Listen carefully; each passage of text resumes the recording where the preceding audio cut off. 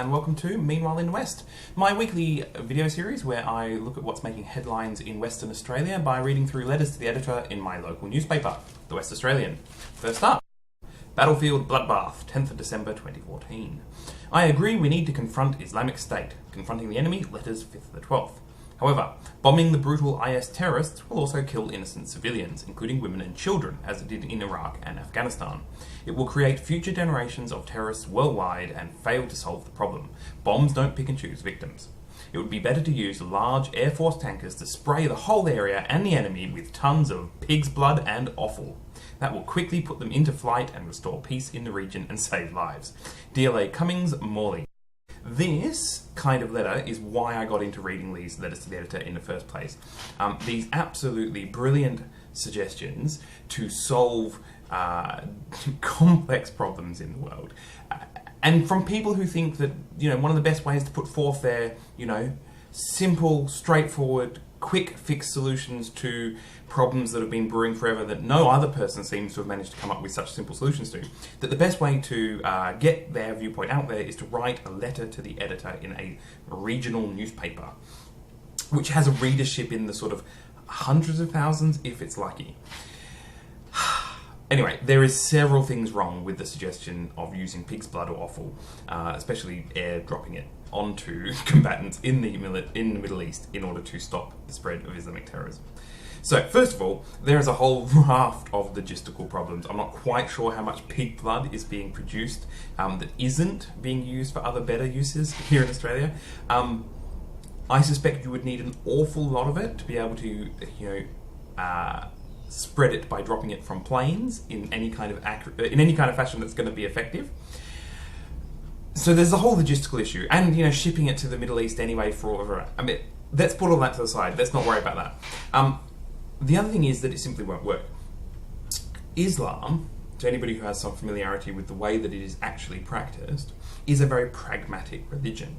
Unlike Christianity, which has certain pronouncements that are basically set in stone that Christians either have to accept or ignore, there doesn't seem to be much wriggle room. So in the Bible it says, gay people should be stoned to death, and basically that's all there is. And there's some, it's about context and the time, whatever, but basically the only disagreement is whether or not that still holds. The idea is that pretty much it was a straightforward commandment and that's what you had to do. And it either still holds or it doesn't. In Islam is quite different from that. Islam essentially is a much more pragmatic religion. So when there is a commandment in Islam, it is explicitly so in the Quran in many places, but also as a broad theological position held by most Islamic scholars, is that these... you have to take into account the situation you find yourself in. So a good example of this is halal meat, or halal food in general. So there is a commandment, you should eat halal food. Halal basically just means permitted, as opposed to haram, which means forbidden. That you have to eat the permitted food.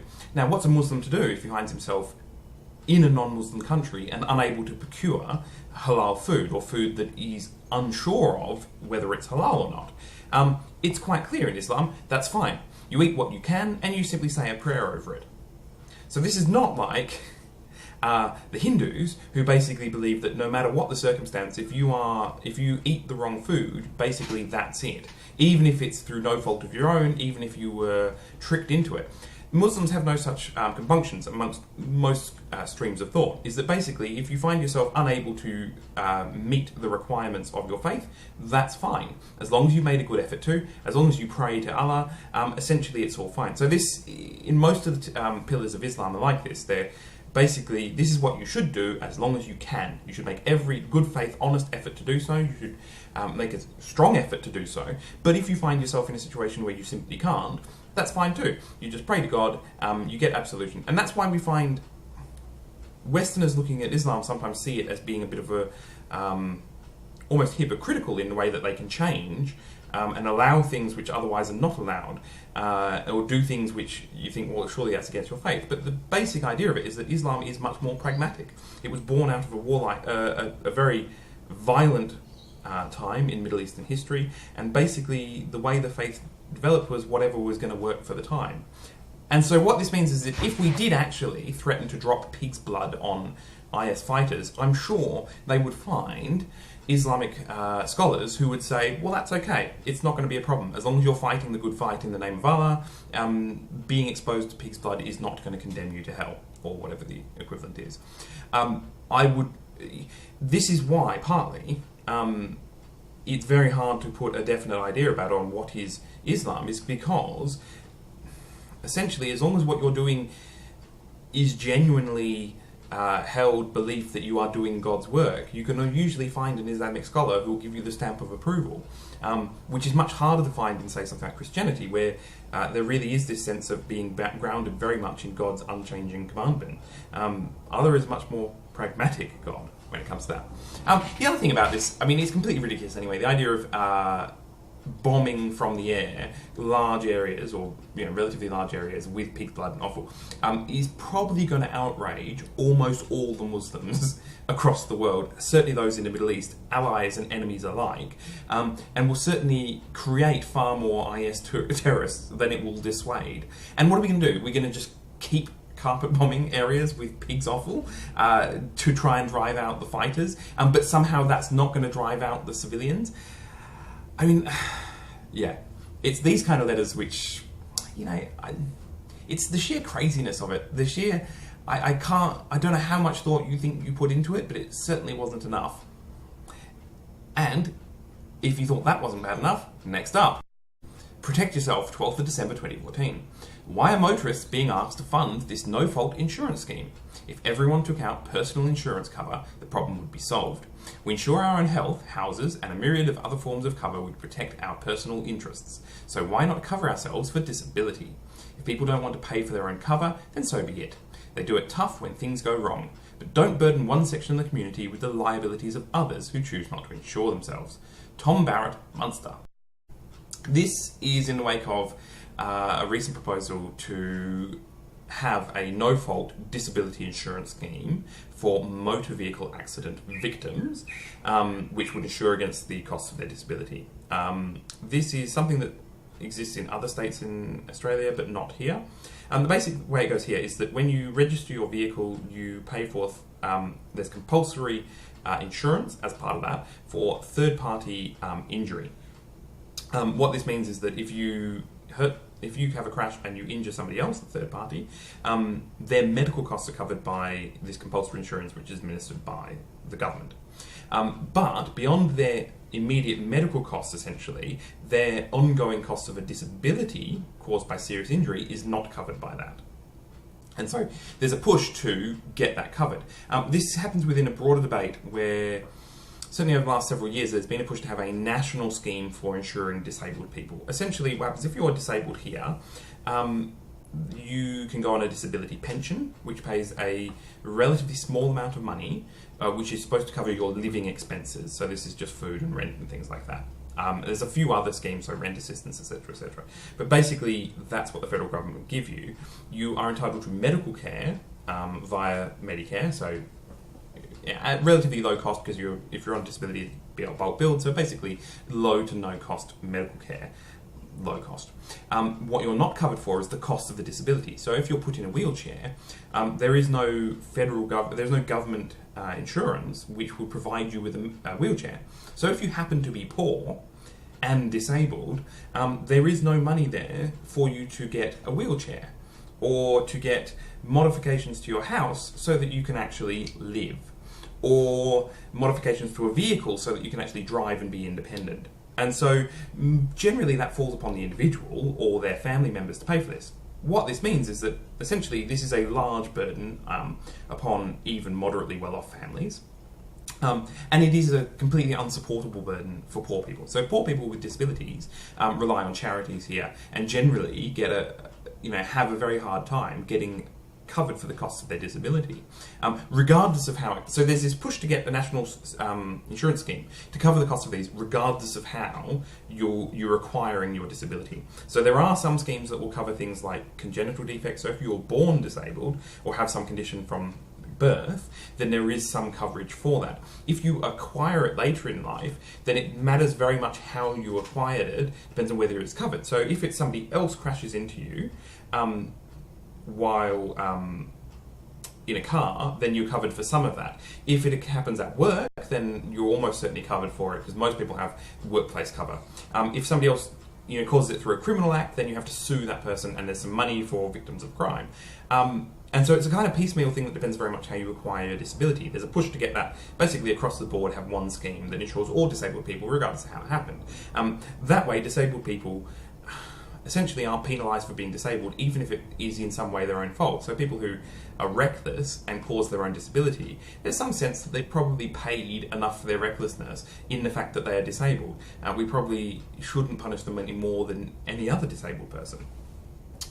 On the back of this, we have numpties like this person, Tom Barrett, writing into the newspaper to suggest that somehow we should all personally insure ourselves for these kind of injuries. Now, number one, I don't know anybody. I would suspect it's a very small number of people who actually already do that.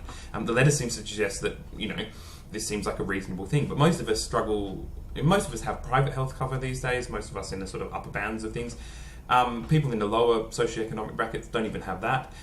Lots of home contents, cars are not insured because people simply can't afford it or don't put a priority on that. Many people's lives aren't insured. Most people don't have life insurance, except if it's a workplace issue.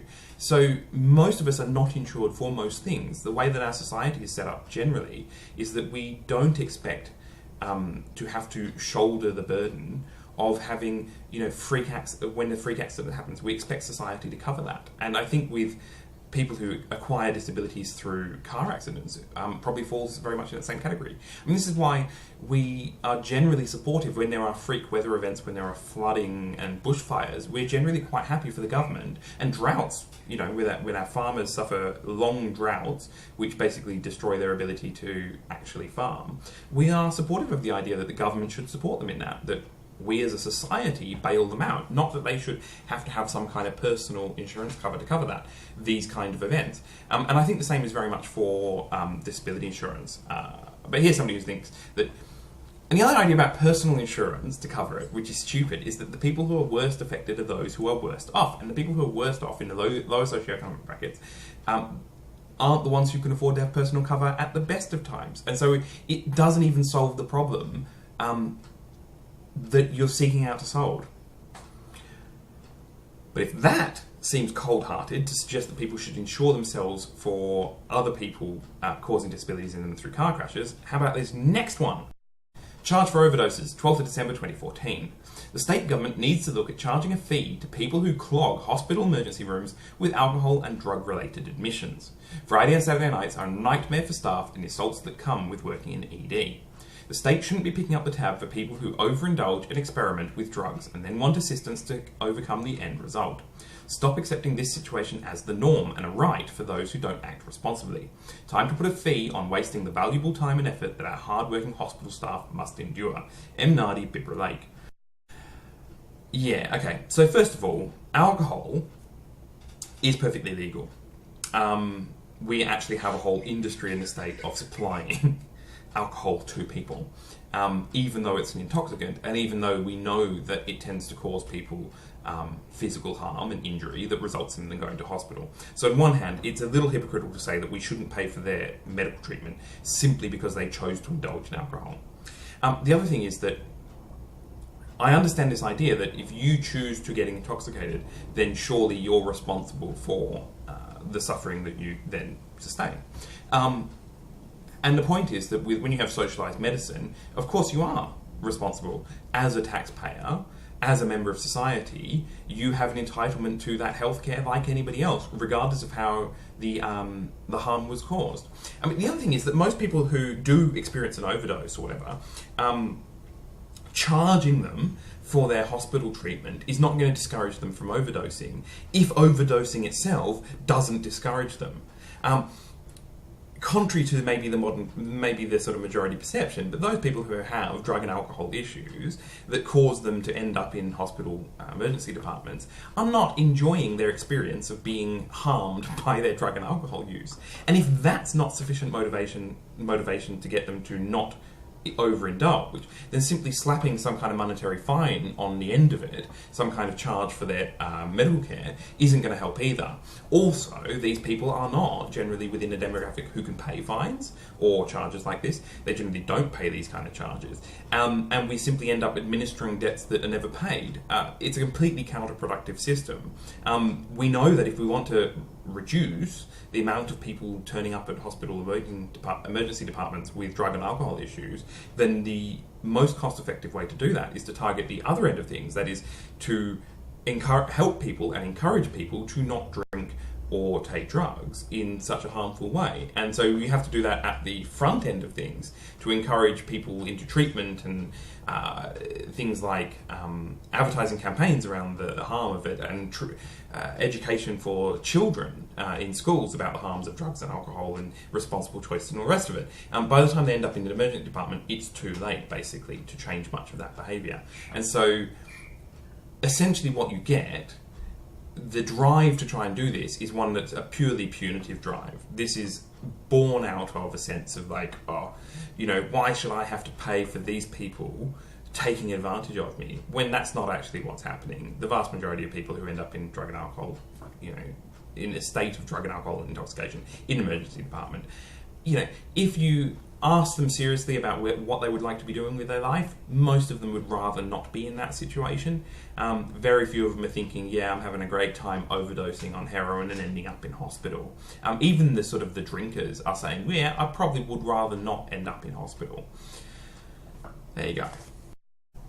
Next up, should we fence lakes and ponds? 12th of December 2014. With reference to Sam Trott, found dead in a lake after he went missing from home on Tuesday, the question must be asked why it is that homeowners undergo rigorous pool inspections where compliance to prevent drowning is measured in millimetres. Yet these regulations don't apply to lakes and ponds in public open spaces. What's the difference, considering the aim is prevention? I'm sure the cost of implementing this suggestion will cause it to be thrown like a hot potato between the responsibilities of local and state governments. But surely the ability to prevent further tragic instances is a morally good investment that both would support. Given the grief felt by most of the community for a little boy we didn't know, will our government representatives consider our options? We owe it to the family. We owe it to Sam. D. Connaughton, Jane Brooke.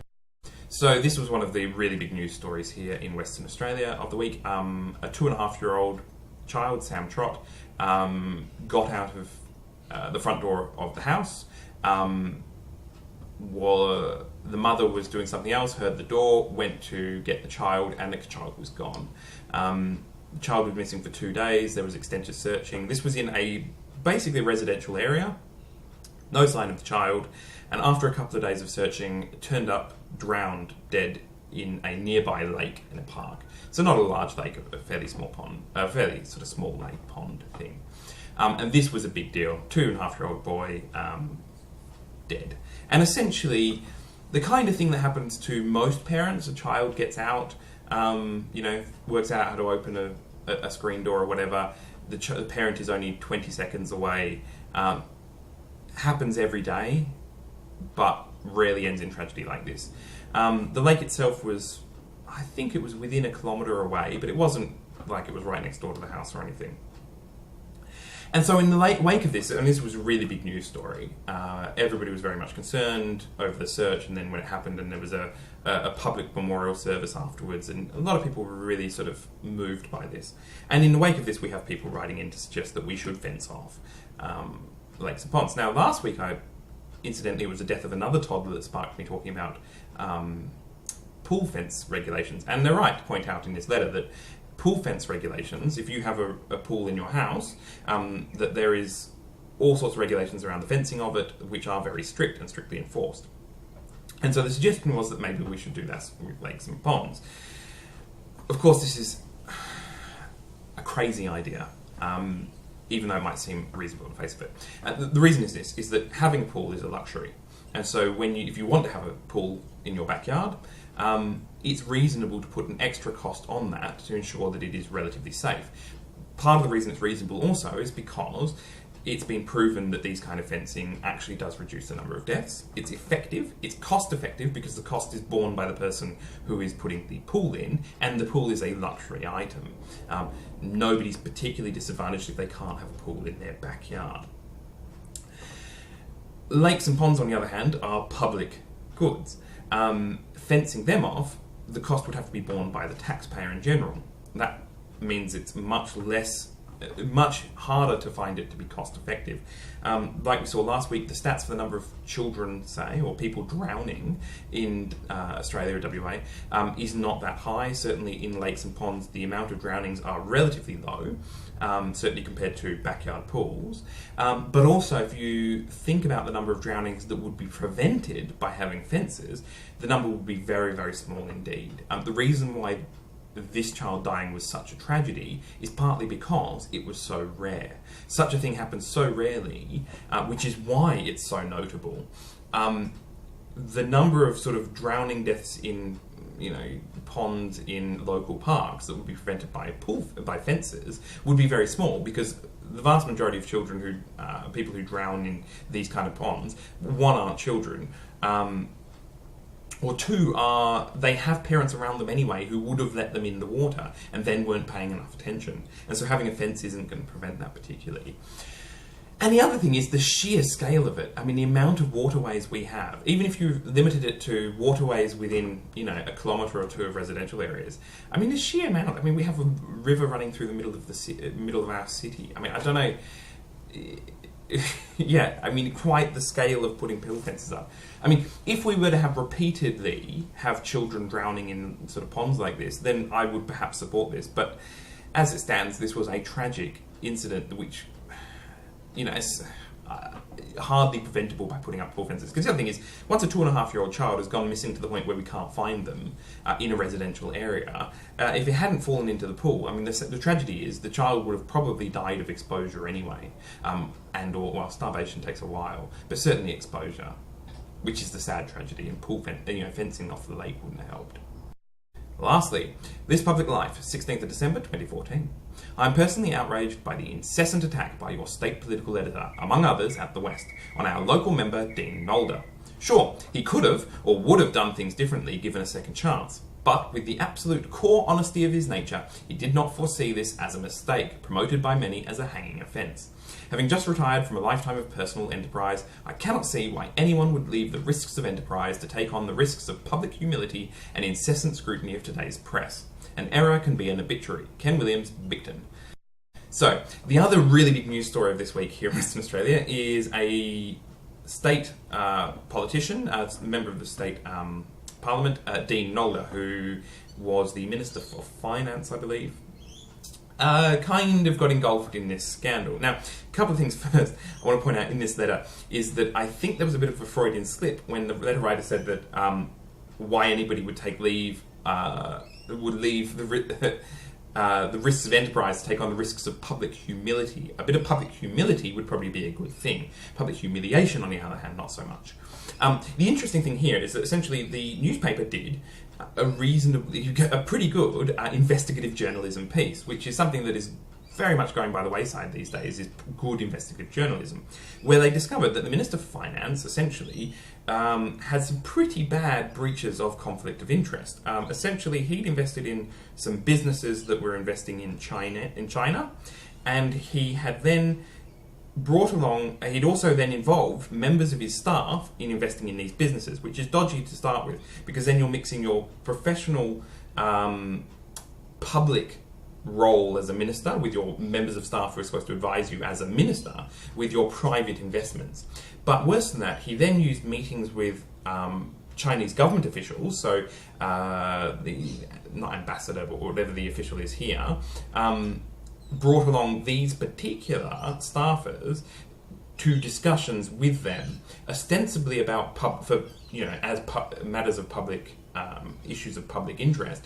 But I think the allegation or the suspicion is that it would inevitably involve discussions of the business that they were investing in that was trying to expand into Asia. So basically, there was this mix of the private businesses that they're invested in, and their public roles as the Minister for Finance of the Western Australian government, and supposedly representing the Western Australian government. Now, there was some muddy water here that... So we have a section within so we have a Premier, and within the Premier's Department of Premier and Cabinet, they have a sort of professional standards unit. And so what the Minister's supposed to have done, and did do to some degree, is liaise with them about, well, how do I resolve this conflict? I own these shares. They have to declare all their shares they own and all the interests they have in companies. And that unit is supposed to advise them of how they're supposed to manage that that conflict of interest. Now, apparently, what they said is you have to get rid of it. Essentially, you can't own these. You can't invest in a company that is active in this kind of area because it conflicts with your responsibilities as the Minister of Finance. You have to get rid of it. I think there may have been ways that they can put it at arm's length so that their investments, they can still ostensibly own it, but they put it in trust so that they can't interfere with it or something. But anyway, so the advice was kind of floating back and forth. Now, of course, this came out that basically he'd done the wrong thing, and there was this big storm that he should basically be sacked. We have a list of ministerial code of conduct which dates back to what was known as WA Inc. So Western Australia had a particularly dark stain on it from the 1980s, where essentially there was a huge political corruption scandal. There were a lot of politicians, Labor politicians primarily, who were involved with businesses and offering and giving tenders to businesses that they were invested in, and essentially huge piles of sort of abuse of public funds. And out of that came this Ministerial Code of Conduct. The problem with the Ministerial Code of Conduct is this guy clearly was in breach of it, but the problem is that it has no stipulated penalties. So the Premier looked at it and went, oh, well, yeah, he kind of was in breach. It wasn't an actual conflict of interest, it was a potential conflict of interest because he probably hasn't made any benefit out of it yet because he was caught or whatever. So, yeah, he's been a bad boy, but we're not going to punish him. And interestingly, only one of his staffers is the only person to be punished over it. And then you get the list like this guy. So people keep writing in saying this guy Nolde, he is absolutely honest, and therefore it was just an honest mistake. The problem with this is, even if it was an honest mistake, it was still a mistake, and there needs to be consequences for it. Nobody is suggesting that he should be kicked out of Parliament because he hasn't been found guilty of an offence, but he certainly shouldn't be allowed to maintain his position as the minister. I mean, the point is that you lose your ministerialship if you can't, even if you honestly make this mistake, then it suggests that you are incapable of maintaining the standards necessary of the office, and therefore you should be relieved of it. Maybe not as punishment, but certainly just as a, well, look, if you're prone to making these kind of mistakes, maybe we should get somebody who isn't prone to these kind of mistakes. The problem politically, of course, is that the Liberal Party is in power at the moment, basically have no talent, and this guy was relatively talented, and therefore they need to hang on to everybody they've got. There's also some pretty big stirrings on the backbench, and if they got rid of this guy, the Premier's position would be in. Right. The other bit I like is the idea that an error can be an obituary. I had a little brief squiz. I can't find a single politician who's committed suicide here in Western Australia over some kind of integrity issue like this. I don't quite see how this is going to lead to his death, unless they mean it as political suicide. And I think, yeah, it probably should be political suicide to mix your public life with your private investments. Anyway, that's it for this week. Hope you've all enjoyed it, and I'll see you next time when we find out what's happening in the West. See ya.